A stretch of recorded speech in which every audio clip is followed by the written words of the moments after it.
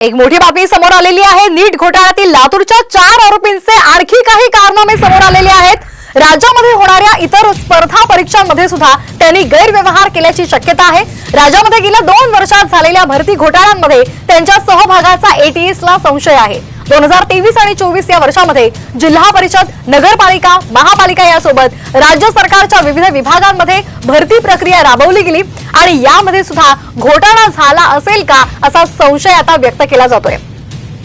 या संदर्भात अधिकचे अपडेट्स घेणार आहोत आमचे प्रतिनिधी माधव सावरगावे यांच्याकडून।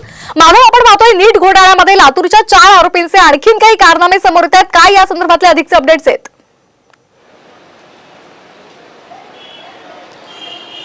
श्वेता, महाराष्ट्राला हादरवून टाकणारी ही बातमी आहे। सोबतच राज्यामध्ये लाखोच्या संख्येनं जे स्पर्धा परीक्षेची तयारी करतायत आणि स्पर्धा परीक्षा दिल्या आहेत त्या सगळ्या उमेदवाराची चिंता वाढवणारी बातमी आहे। कारण नीट परीक्षा घोटाळ्यामध्ये लातूरचे जे 4 आरोपी पकडले आहेत त्या 4 जणांचा राज्यामध्ये होणाऱ्या वेगवेगळ्या महामंडळाच्या वेगवेगळ्या स्पर्धा परीक्षांच्या गैरप्रकारामध्ये सहभाग आहे असं ATS ने सांगितलं आहे। आणि त्यामुळं गेल्या 2 वर्षांपासून ज्या स्पर्धा परीक्षा किंवा वेगवेगळ्या विभागाच्या वतीनं परीक्षा झालेल्या आहेत त्या परीक्षेमध्ये सुद्धा यांनी घोटाळा केला आहे का असा एक संशय आणि त्या निमित्ताने ही चौकशी सुरू आहे।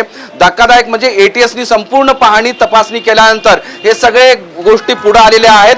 आता या चौघांकडचे नंबर्स त्यांनी आतापर्यंत कुठे कुठे संपर्क केलेला आहे, त्यांनी कुठल्या कुठल्या माहिती लपवून ठेवलेली आहे याची सखोल माहिती ATS घेत आहे। मात्र वेगवेगळ्या स्पर्धा परीक्षेच्या माध्यमातून ज्या आतापर्यंत भरती झालेली आहे त्या भरतीमध्ये जर अशाच पद्धतीनं नीट सारख्या मोठ्या देशव्यापी परीक्षेमध्ये इतका मोठा घोटाळा करू शकतात तर राज्यातल्या वेगवेगळ्या परीक्षेमध्ये कसा करू शकत नाहीत असा एक प्रश्न उपस्थित होत आहे। सगळ्यात धक्कादायक म्हणजे नगरपालिका, महानगरपालिका, जिल्हा परिषदा, त्याचबरोबर मंत्रालय स्तरावर महाराष्ट्र सरकारच्या वेगवेगळ्या विभागाच्या वतीनं या वर्षी मागच्या वर्षी सुद्धा परीक्षा झालेल्या आहेत, त्याची भरती झालेली आहे। आता त्या भरतीची चिंता या सगळ्या उमेदवारांना आहे कारण परीक्षा देऊन सुद्धा त्यांची नोकरी कन्फर्म झाली नाही आणि त्यामुळे आता हळूहळू हे प्रकरण अधिक गंभीरकडे वळत आहे। अगदी, आणि याचा तपास सुद्धा आता होणार आहे। धन्यवाद माधव, आपण दिलेल्या या सविस्तर माहितीसाठी।